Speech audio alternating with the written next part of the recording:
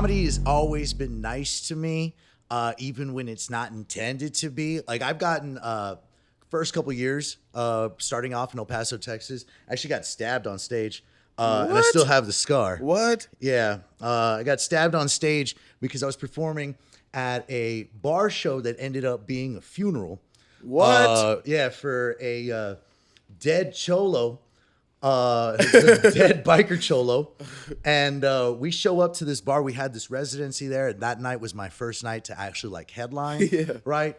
And I walked in, we saw a bunch of like really sad biker cholos.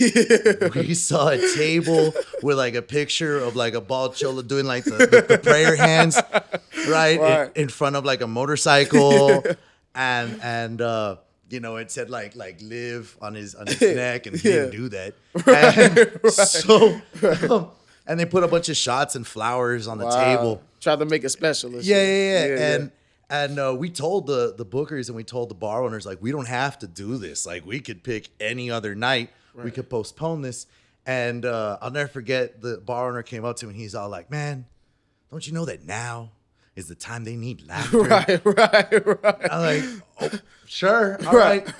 And so they were trying to honor him at this bar. Yeah. Gotcha. And keep in mind, they had no idea that a comedy show was about to get started. God. We had like developed a little bit of a fan base, so they were already kind of there, and they were just as confused. Wow! But like our fans from back then were like, "This is gonna get crazy, and we're gonna stay here for it." Right. So they wound up. We started the show, and a couple of the comics went up before me, and they kept getting heckled. Yeah. Right, and they kept getting heckled by a bunch of people in the crowd, and it was always a guy in the back who was always like, "Stop the comedy. Play oldies for Flacco." and we're like, oh, that's his name, Flacco. Right? And every comic trying to be respectful. Right. You know, like this, like, hey, you know what? Flacco would have loved to laugh, and then somebody in the back, no, we didn't. And then be like, all right. It's hard to come back from that because it's a sensitive talk. So yeah. You know, there's nothing to do. You're just there. So I know I'm known for having a little bit of a drinking habit, so I was like, let's get some liquid courage up there. Right. And I go up, and the DJ that we had at the time, just for a laugh, brought me up to "After Laughter Comes Tears," which is like a classic lowrider song. Wow. Right? But they started singing along thinking that was the oldie for Flacco. Oh, shit. And so everyone goes up there and they're like, tears, and everyone's, hey. And then I go up there, hey guys, what's going on? And they're like, fuck you, you know?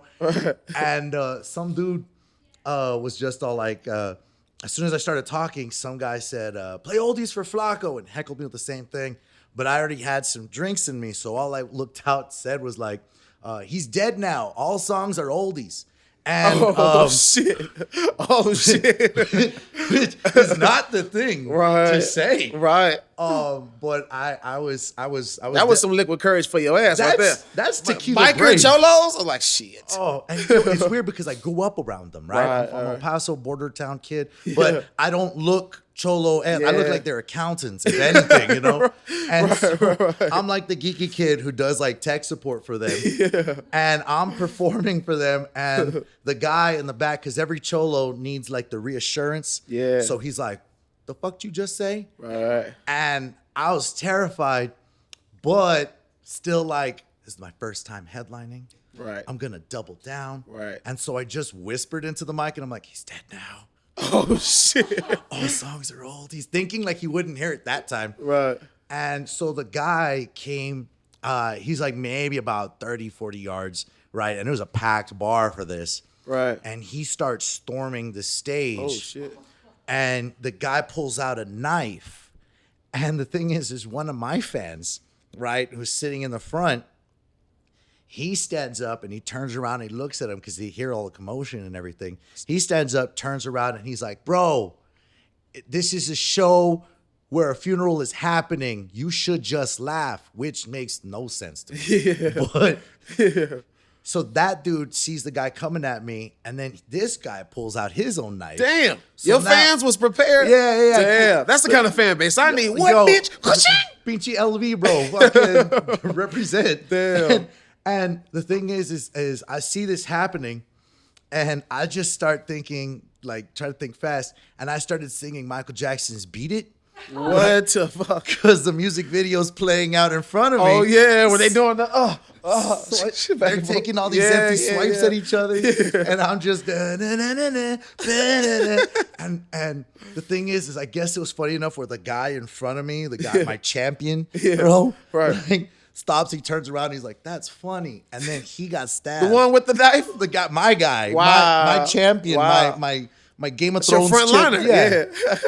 And he got stabbed. Damn. And I was all like, fuck. And the guy comes at me, and I have a microphone with the cable hanging, and I'm having it with one hand, and I'm just like talking to him, and I'm like, bro, chill, whatever. Right. And the guy tries to reach for the mic, and he winds up grabbing a hold of the cable, and I try to fight him for the cable. I don't know why. Like, I could have just let go of the mic and survived. Right. It's not your mic. It's not my mic. Right? It was a $15 Radio But you were Shack drinking. mic. But you were drinking, and he tried to take something that was yours at the time. Brave, bro. And I guess I didn't feel it. Because that's the only time he came close. That's the liquid courage. Yeah. So then by that point, bouncers and cops showed up, and there was a big tussle and everything. Damn. And they wind up getting the guy, and they arrest him. And then ambulance comes in, and they pick up my guy. So Roel, we have a good way to explain the scars. Yeah. And what's his name? And the cops come up to me, and they're like, hey, are you okay? And I was still so adrenalined up that they pointed at my arm, and then I saw it, and I saw the blood dripping down, and I was like, dude, I didn't feel it, right? And one of the comics, because comics can't turn off, like came up behind me, and he's like, bro, nobody wants to be defeated, bro. And I was like, you stupid. That's dumb. That's dumb.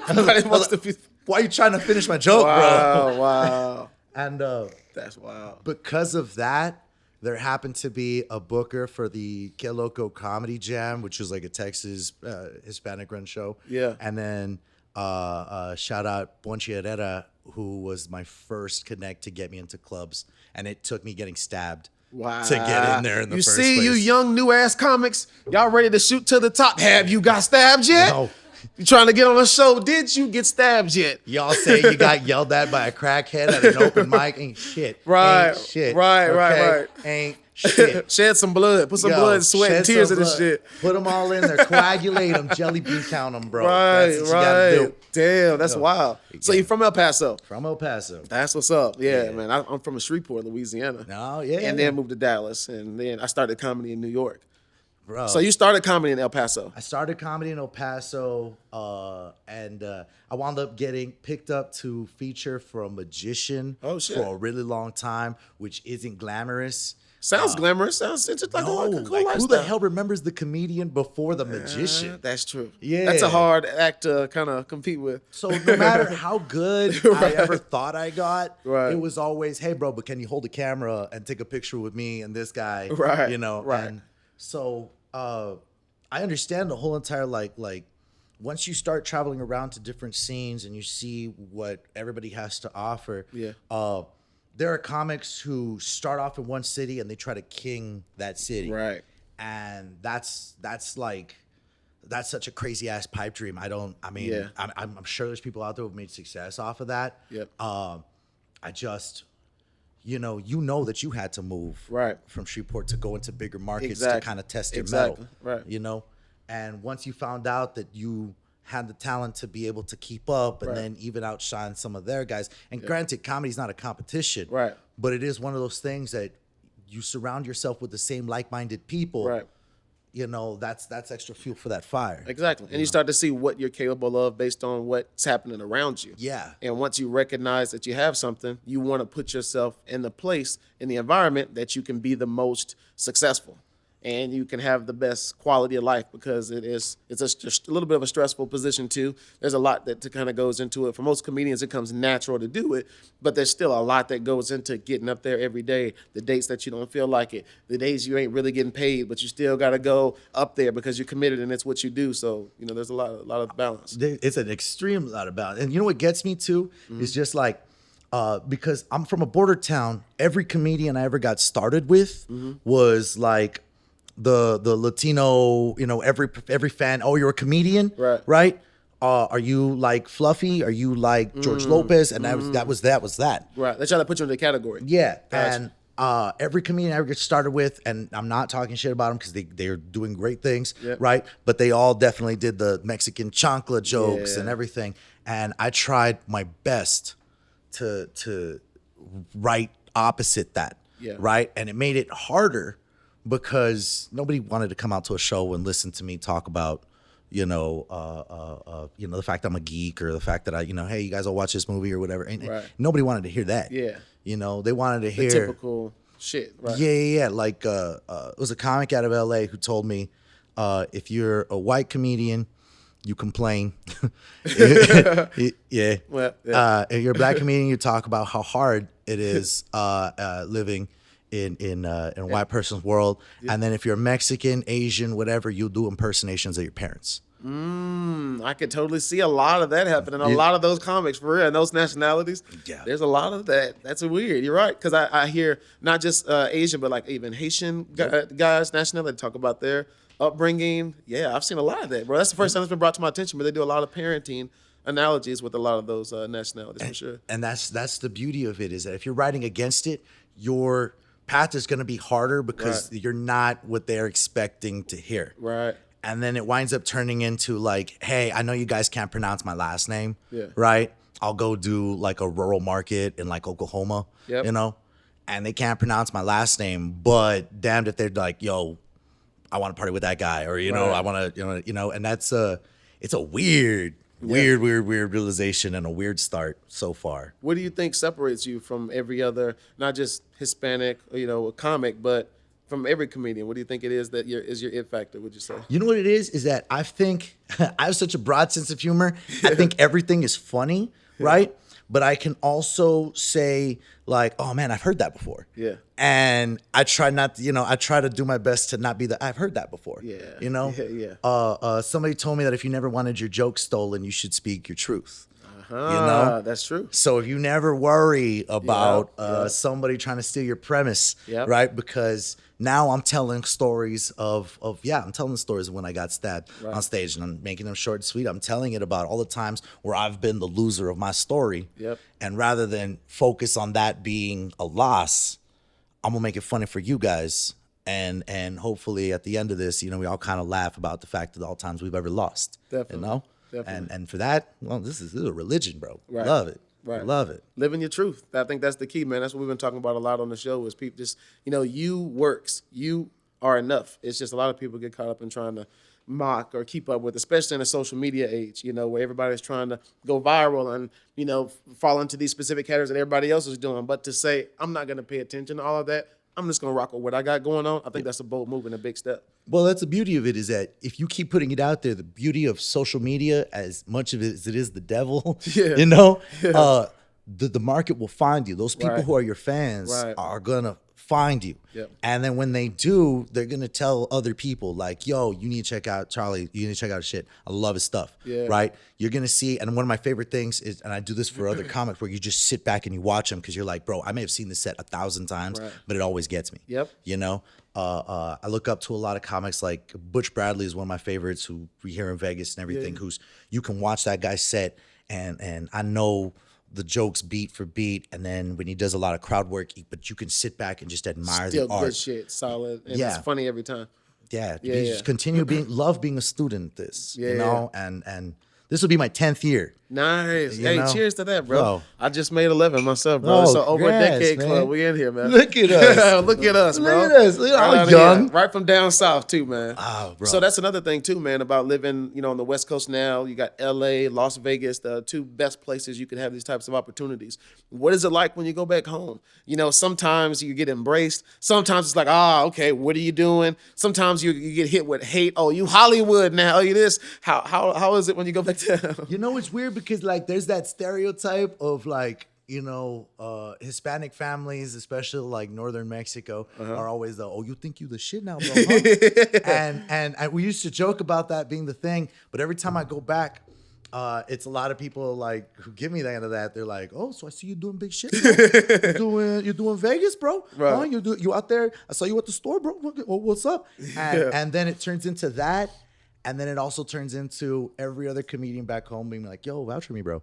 Right. Put me on, man. You think I can get down? Right. Let's network, man. Maybe you could. And I'm a fan of hip hop, and I know when people are asking for features. Yeah, exactly. Yo, let me just cut a verse. You know what it is. It's like, don't try to be friendly. And they're so cool about how they try to play it off. This, how you been? What's up? They'll beat around the bush, but you know that they want something. But the beauty, I mean, the thing is that, and this goes back to you guys, Yep. right? Is the fact that Laugh After Dark, you guys give all these opportunities and everything for not only people to get up, but also for them to find a new audience. Right. And like I said, I feel like I've been flying under the radar for so long that no lie, when I kind of advertised, the upcoming shows, of how many people were just kind of like, bro, hell yeah, dude, Right. finally, well, good, Right. get something.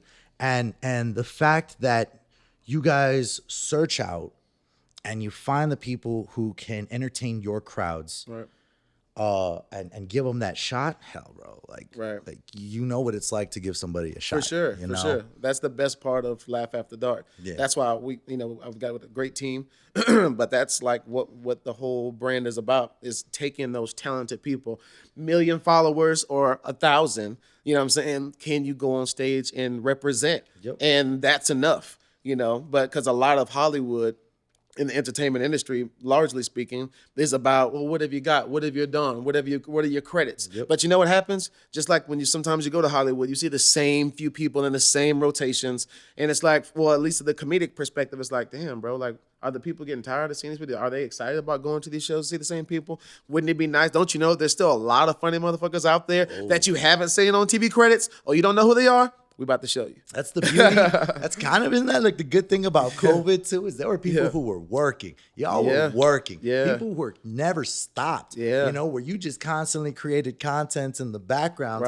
Right. And think about how many comics and entertainers and performers who were like, I don't even know what to do with my life anymore. Yeah, man. There was a lot of that. Oh my God. And like I created a Twitch channel, right, where I just sat in front of a camera and just mused with fans. And it became popular until a point where thank you guys, it totally started paying my bills. Oh shit. But like, let me go and start this Twitch real quick. oh my God, bro. Honestly. It's so much fun. Word. And even then, I haven't had time to do it recently, but during that time, it kept me sharp. Nice. And that's what I love about comedy, is that we're not just married to the stage. Yeah. You can make this and create this anywhere. There's so many ways for you to do what you do and be who you are and be successful and find money. That's the beauty of I think 2021. Because back in the day, if you were a comedian, there was one way to get your money. You know what I'm saying? It was on the road or, Star Search or some shit like that, or whatever was going on back in the day. And that was it. Now there's so many platforms, there's so many streams, there's so many ways to kind of make money. It's just a matter of you doing what comes the most, natural and organic for you. So that I think it's beautiful that now people are like starting to re-fall in love with the live show about it too. Yeah. Because now they're starting to come out and they're starting to like mad respect it. Definitely. Because rather than, we've all been doing this for long enough, right? Where you would show up to shows, kind of like I just described, where you show up to shows and they weren't anticipating. Right. Oh, I did a lot of that shit. And you're like, hey, so here's the jokes. And I'm sorry Flacco's dead, but right. here we are. Right. Where my single ladies at? Ladies, is this thing on? But moving to Vegas, I had the weirdest experience, and it's going to sound like nothing if you're not a comic, right? We did a show out in Boulder City, right outside of Vegas. And I was up on stage, and there was a guy, they were all listening, but then somebody put in money on a pool table in the back. And somebody in the audience said, stop fucking playing pool. I'm trying to listen to comedy. And it was like, what the fuck? Did someone stand up? Right, for the comics? Wow. What? Thank you. Oh my, yeah, we're like, oh my God. Right. It's just, Right. I didn't think it was going to Get be that like, bitch a drink. you never know when this is going to happen. Right. Oh, and I've never experienced that in the 7 years prior to moving here, of traveling and touring around. I never experienced that outside of a comedy club, and it was at a bar show. Wow. And that, come on, bro. Right. That's That's the best you could ask for at a bar show, for fans to have your back. But you've been on a roll, bro. You got fans that's been really having your pack. They taking knives out for you. They standing up at your shows. I gotta get on some of your shit, dog. I don't know if nobody's taking those taking staff for me. Let's do it. 'Cause, some of my real up close fans, I have a group called the Secret Service. Nice. Right? And Secret Service is that if I'm ever featuring or headlining a show, right? Because I do drink and people will send me shots while I'm on stage. Nice. Secret Service are those people who jump in and take the bullets for me. They'll take the shots for me. Nice. Because they're looking out for you. Yeah, they're like, we still want to see a show, right, but we can't get them too gone. Nice. And I love it. That's dope. You got your own support system right there too. Honestly, like, bro, I couldn't have done that. Like, so how has that been though, bro? Like again, we're from the South. It's a different world. You're here in Vegas, you know what I'm saying? Yeah. It's Sin City. You got access to everything you want, And I don't know if you have a strong support system here, family or a lady or what, but to be here and to be in this industry and to have access to all the things we have access to, how do you keep up with all of that, Honestly, look, I'm a workhorse. I try to produce. I've got several rooms that I help produce. Cool. On top of that, I'm trying to work with some of the renovation of Fremont Street in the area that we're at. Yeah. Right. On top of that, I'm still working on digital content creation and everything. Cool. So it's just constant Staying grind. busy. There you go. And for me, the support that I wind up getting are from those people who are like, hey, when you coming to our city? Yeah. When you coming through over here? And to me, trust me, it's all I've ever wanted to do. Right. Is to go out, travel, make some friends. I was a big fan of like David Tell's Insomniac, right? Of just randomly pop into places. Yo, what's up? What's going on? Right? We just here. Okay, after this, I got to go do a show. Or right after the show, let's go hang and kind of film your experiences with that. And the fact that I've been wanting to do that for literally all my life. And the crazy part about it is that I've been lucky. I'm not even gonna front on that. There are moments in there where I'm like, I should have not. I have way more opportunities than I feel like I've earned most of the time, and I'm super lucky and blessed for that. Yeah. But because of that, I want to do what I can to just constantly produce a product. For somebody, whether it's me doing 5, 10, 15, 30 an hour up on stage, whatever it is. Yeah. Right. To me sitting on a front porch of my apartment complex and just live streaming and entertaining a couple night owls, nice. To telling guitar comedians that they're gonna be going far. I am here to perpetuate their lie. Right. We just needed somebody's got to do it. Somebody's got to do it. Look, I opened up for a magician for a long time, so I've hit rock bottom. And here we are. Yeah, but I mean, it's that's my support system. Nice. Is I like looking back at all the stuff that I created. Yeah. And whether it's for everybody, I love the fact that I can go back and I'll find humor in it. Yeah. Because like I said, I'm not gonna do the typical, hey, porque soy mexicano, and shit. I can't do it. It's not in me. Right. Well, that's what's up. Yeah. That's what's up, man. What do you do when you're not doing comedy? Because obviously you're a workhorse. But what the hell are you doing when you're not on stage, bro? With the mic in your hand, I don't even know what to visualize at this point. Oh my gosh. What are you doing? It's been a long time. Okay. He's like, I got an OnlyFans, bro, if you really want it. What do you do? Tell us, what is it? Okay. We had an OnlyFans for one day that we got ended up getting, and we made $30, and I was like, this is a slippery slope. Right. And then but that was because of my Twitch chat. Shit. Yeah. But the thing, honestly, I wish I could say that there was more other than this. I'm a big geek. I'm a big gamer. I'm a comic book nerd. Yeah. So you game or do you go? Yeah, I haven't. I usually I'm a retro gamer. Yeah. Right. I got drunk. Every story should start off with that. And I got this. I had a Pac-Man tribal tattoo, which started off sober and then it just progressively got worse. But I keep it there as a reminder. As a reminder to be like, hey, these things are permanent. Right. And right. We all have that drunk tattoo. I have one too, bro. It's horrible. Oh yeah. Wait, what's yours? I can't show it, bro. It's horrible. I'm gonna get canceled. Oh. It's bad. I don't know if you know this, but canceled comedians are really popular. You're right.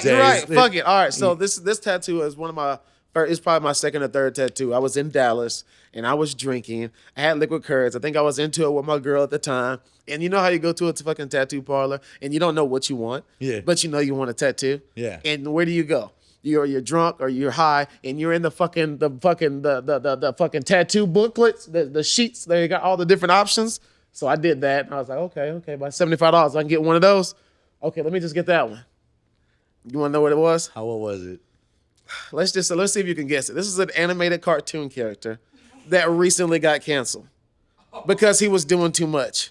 Wow. Because he was too thirsty. Where did you put Pepe Le Pew? Oh, Where did you? Bro, right here, bro. What the fuck? My man looks like he was roofied, bro. Oh my God. Pepe fucking Le Pew.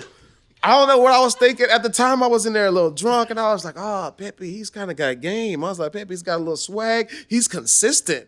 I was like, women probably like that. This motherfucker doesn't get, look at him. She said, I got a rose for you. I got a flower. She was prancing all around. I'm right here with you, baby. Fast forward all those years, I don't even pay attention to this tattoo. I get plenty more. Yeah. And then one day I'm scrolling up the phone. Pepe Le Pew was raping bitches. I was like, oh! He's canceled. I was like, oh, shit. I'm going to have to cover this up. See, that's how Pepe Le Pew gets you. He waits till you're drunk. See? And then you give him $75. And then he ends up on you. On your fucking arm. He Right. ends up on Right. your arm. Bro, did Shake you him go in. through the whole entire tattoo and being like, this is still a great idea? I didn't recognize it was fucked up till like the next day, and I was like, all right, well, it's too late. Let me just get some more tattoos, and it'll blend in, and people won't notice it. I think that's the thing is honestly, I wish I could be more into tattoo culture. It's just everything I wind up thinking of. I look back at this guy and I'm all like, man, what do I want to? I want to make it harder on me trying to pick up bitches. Why would I? Oh, Right. Yeah, I want to turn around and be like, it's a sonic screwdriver from Doctor Who, and they'll be like, I don't know what the fuck. I dried up. I'm out. Right. Yeah, because look, as a big huge geek, and I love I'm the guy who watches the fucked up horror films. I'm the guy who will sit there and being all like, this is the best Spider-Man. Spider-Man 2 is the greatest movie of all time. Whatever. I'm that guy. Yeah. And because of it, I do have I still have the same friends I've had since I was in 4th grade. Oh, dope. Right. And we all went our separate ways, but we once a month get together on a Zoom call and we just, shoot the shit. But most of the time, that's my grounding. Right. Yep. And because of it, no matter what happens in my career, the first time I ever did the store, the first time I ever headlined a theater, the first time, every fucking one of them always messaged me and been like, yeah, but you remember that one time you pissed your pants in 3rd grade? Dude, shit. And I'm like, all right, cool. Right. That's all right. That'll keep me humble. That'll keep me humble. Always humble. Right. Bro, thanks. Thanks for the gut check. Yeah. So literally, a roundabout way of answering your question, what I do outside of comedy is I try to do everything I can to continue living all these weird new experiences, going to art museums, going to wandering around and everything like that, and experience life, because that fuels the comedy anyways. Right. And that keeps me sane. Even if it is I'm hanging out with other comedians and we're just doing things that are not comedy. Right. Just going out, I don't smoke a lot of weed, but I'll go smoke weed and hang out at the beach with a couple friends and we'll just chill. Right on. And because it can't always be fucking comedy, bro. No. I wish it could. But Nah, and we need that too, man, because a lot of comics can be on stage and killing it and going to the stage, but then go home and are alone. A lot of comedians faced with depression behind closed doors and, again, alcoholism or, a different choice of drugs or whatever. But a lot of comedians struggle with some of those things behind closed doors. So the more community we have with one another, where we can talk about things, talk about our problems, and support one another, I think is all the better, man. Yeah, we need to celebrate each other because this comedy is not easy for everybody, and it's especially even harder for solo. If you're wandering around and you're riding that path, right? I can't do anything better than to celebrate your successes and be like, bro, you're doing it right or whatever. You want to do anything else, man, get your mind off of it. Let's go have a beer. Let's go whatever it is you need to do. And then come back to this because we've watched sad comics and sad comics make my pee-pee go soft. It is gross. Well, you could tell. They say this is like therapy for some comics, and some people are they just let that shit out. and people just happen to be in the room while they let it out, and sometimes it ain't funny. No. You know? I want one more is that we did a show. It was a popular show here in Vegas called The Hilarious Seven, where it was 7 comedians all doing 10 minutes. And it was the worst crowd ever. They hated everybody from the beginning to end. Damn. I think I went up like 5th. And I ate miserable shit. I was trying to film that night to submit for like festivals and stuff, and I ate a miserable bag of dicks. But that's not the worst part of it. The next comic after me was this female comic who is very, very funny. I love her, right? I'm gonna name drop her because this is her story. She went up there. She had 10 minutes. First 4 minutes, she does with all of her bangers, trying to get them in, trying to crowd work. They're giving her nothing. Damn. And at some point, she breaks down and then comes out of the closet. She just says, well, I just realized I'm a lesbian. And she just opens up and she started crying on stage. What? And the crowd gave her fucking nothing. What? They just watched her They just drown? and she came back there and she's like, that's the first time I've ever said it out loud. Damn. And then we all hugged her. And then the final comic went up there and then spent 10 minutes just berating the crowd. This woman bore her soul out. Damn. She told you all this shit. Fuck you guys. Go get your refunds. Go fuck yourself and everything.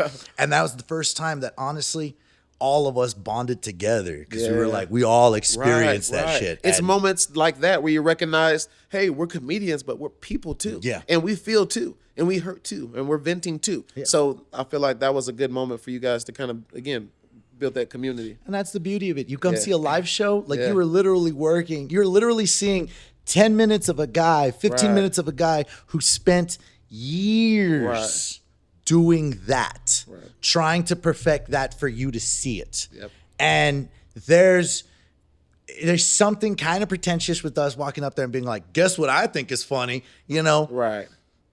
And if you don't think it's funny, man, sorry. Try them again next time, right?